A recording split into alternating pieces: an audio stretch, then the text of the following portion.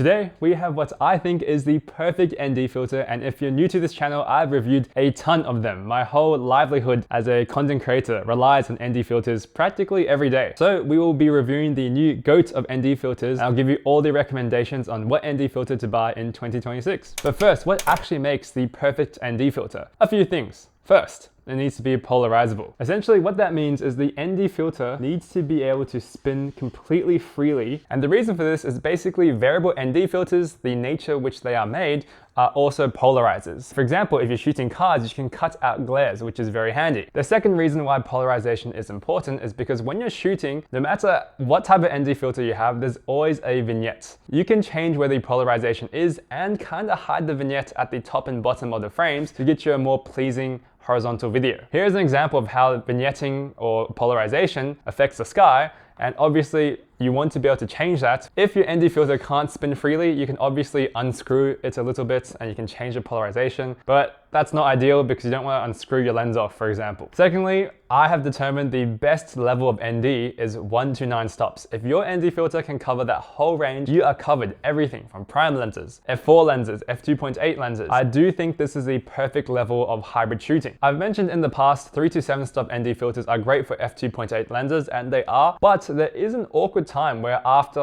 the sun starts getting low, it sets, you get to a point where 3 stops of ND filter is kind of too dark, whereas going no ND filter is too bright. So actually having that 1 stop and having that full range really gives you the best of every world and every scenario, so you're never caught out being like, oh, this ND filter is too dark. It's also really helped me with hybrid shooting, especially because if you're taking a photo, if you take it down all the way to 1 stop, you won't really notice any polarization, whereas 3 stops, it will still kind of affect your image and will also kind of be too dark. I do think having that full 1 to 9 stop range is very important. And also obviously 9 stops can cover every type of prime lens. There won't be a time where the lights are too harsh, the sun's too harsh, and you'll be caught out with not the right ND. Number 3, you want an ND filter that can come off without any type of screwing. You can pop it on a different lens very easily and you're off, ready to go. Convenience is priceless, right? If you have a bunch of lenses and you need one ND filter for all, this is great. You don't want to be buying tons and tons of ND filters. So obviously this is a great thing to have. Lastly, the perfect ND filter should not cost an arm and a leg. Let's just jump straight into price right now. We've got the new Freewell and Brandon Lee ND filters. The retail price is $400 US. And all of a sudden that does sound very expensive until you get to a point which the last king of ND filters, which is this Nisi Jetmag Pro system, retails for $515 US. So if you want all this and more, have the perfect ND filter, it's not going to be cheap, but this is cheaper, and we'll talk about this versus the others and everything else later in the video. Now this really brings us to the new ND filter, and as you can see, first of all, it looks so sleek and it is very pretty. So it makes you look more pro, first of all, which is very good. You'd be surprised. Some people can show up with big camera rigs and people associate that as being professional. That's just how it is. But it is a full 1 to 9 stops, which is amazing. How it works is you have an extra ND filter which locks on the top. You can fling it off and now it's 1 to 5. Place it back on and all of a sudden you have a 5 to 9. It also has great locking mechanisms as well as the front ND filter and the entire ND filter, which can pop off. But long story short, all this works really seamlessly and it is very intuitive on how to use. What is interesting though is I actually made a complaint about the Nisi filters, which basically could kind of fall off easily. If you're at this point, everything is locked in, super solid. But the second you move past this point just a little bit, bam, everything comes apart. And that's literally what happened to me, unfortunately. The top ND filter, so the darker one, which was like 4 or 5 stops, flew off somewhere and I have no idea where it is. And also the lens cap is gone too, which is great. I was like, oh, it's just the front ND filter, right? This part can't be that expensive, but no, it's like $100 US. That's obviously not ideal, right? You don't want to lose your ND filter and then be down 120 bucks. That's when the Freewell / Brandon Lee filter comes in. You'll see this on the close-up, but once you line up that maybe 1 centimeter red line, that's the only time where the ND filter pops off. And I think this is crucial in not losing any part of the ND filter system. look, maybe I'm not the most careful guy. I've shot a bunch with this guy and that has never even been a problem. Other than that, the 1 to 9 stops works great. You get great polarization, which I kind of demonstrated already. The only thing I would mention, which is kind of a con here, is I kind of do appreciate some more tactile elements to like twist the ND filter so you know exactly like where to turn. It's a very minor thing, and honestly there are some like markings here and there, but having something just jut out a little bit would be a slightly better experience, but this is me really nitpicking.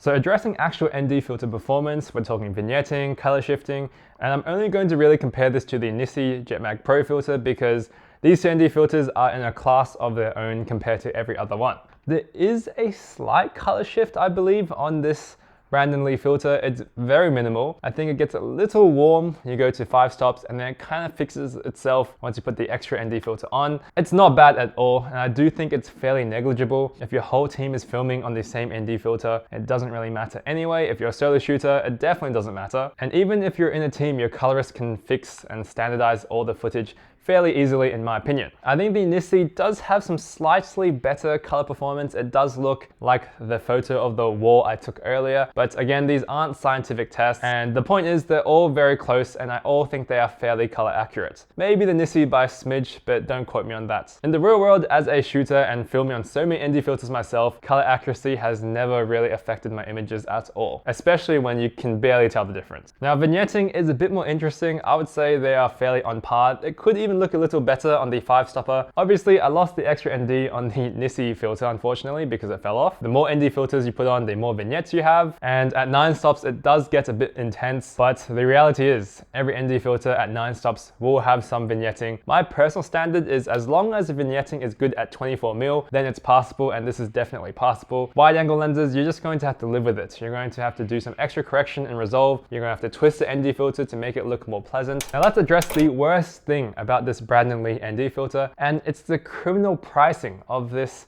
base plate. So if you want to put your ND filter and adapter on any other lens, you need another base plate. Unfortunately, these base plates, I'm going off the real filter ND locking system that Freewell have, they start at $30 for a base plate and lens cap. And that's the only option you have. So you're telling me this tiny piece of metal costs $30. Like, that blows out the budget completely very quickly depending on how many lenses you have. In my opinion, that's like extortion, all right? Like, why is it so expensive? Look, I'm ranting a little bit, but that is not right. The redeeming factor of the Nisi system is that although it retails for $515, it includes practically all base plates and adapters for like from 67 to like all the way to 82, right? So that is a huge bonus in my opinion. Although if you do have multiple 67mm lenses, for example, you're going to have to buy more plates for this as well. So it kind of really depends on what lens selection, and we'll talk about which lens to choose soon. Now let's see, what should you actually buy, this or the Jetmag Pro system? And the reason I'm comparing these two ND filters is because they are in a class of their own. I think they're the only two ND filter systems that satisfy all my criteria, and even just having the full 1 to 9 stop range is very priceless. If you have an f2.8 lens, you can get away with a 3 to 7 stop system. You are kind of in an awkward position. Do I crank my ISO or do I crank my aperture? Because 3 stops is definitely too dark when the sun goes down, but without ND filter, it's too light. So if you want a full perfect hybrid shooting experience, definitely pick between the Freewell or the Nisi system. So this Brandon Lee system is $350 at this launch price. And also apparently I have a 10% discount. I don't know if that's true or not. If it is, I'll put the link here,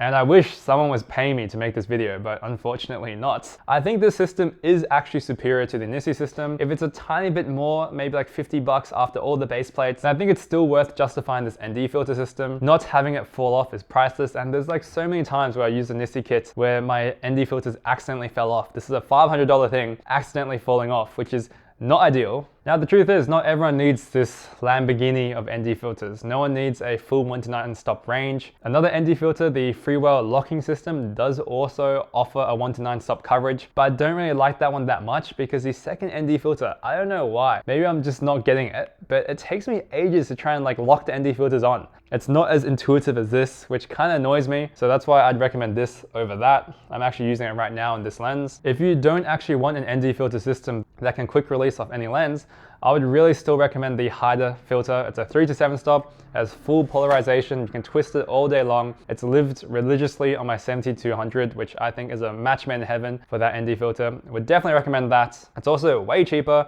These Haida ND filters can almost range around the $100 mark, if not cheaper for some smaller thread sizes. And depending on what lenses you have, you could honestly make a case for just buying multiple of those, and then you just never have to switch. And that's honestly a viable option. Just buy a few filters and never change them. If you don't care about polarizing or quick releasing, that brings you to the beautiful land of K&F filters. And honestly, they're not terrible, although at wide angle lenses, they are kind of terrible. The vignetting is kind of atrocious at times, so I'd really recommend them if you have like a 35mm or higher lens. The more zoom on your lens, the less vignetting you'll see. So generally above 50 mils, you'll probably never see any vignetting. So that's a perfect time to buy a K&F filter. If you have an f4 lens, you don't have to turn the ND filter as dark. So that could also benefit and reduce vignetting. So maybe K&F is also an option there. Also for f4 lenses, I think 1 to 5 stop is a good range for that as well. So that's basically it. If you made it this far, thank you so much for watching. This ND filter will live on my cameras from now on, the Brandon Lee system. If you want to know a lot more about ND filters, I've made a ton of videos. I've reviewed a ton of them.